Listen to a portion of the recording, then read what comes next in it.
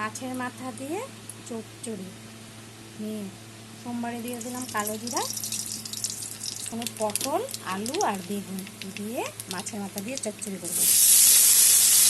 তার জন্য এগুলো সবজিগুলোকে এখন ভেজে নেব।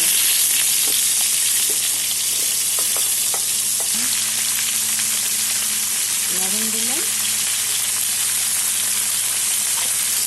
সবজিটা ভেজে টমেটো, কাঁচা লঙ্কা, পেঁয়াজ দেবো।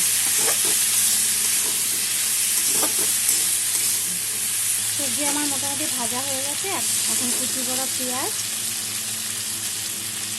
আর কাঁচা লঙ্কা দিয়ে দেবো। পরে দিয়ে নিয়ে তারপর টমেটো দিয়ে দেবো।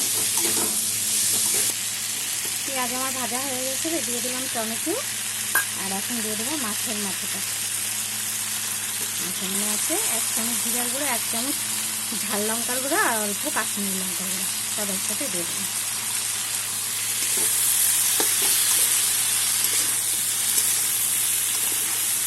সব একসাথে এখন কষাবো।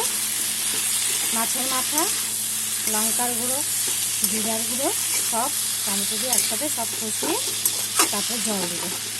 আমার মাছের মাথা দিয়ে চচ্চড়ি রেডি হয়ে গেছে।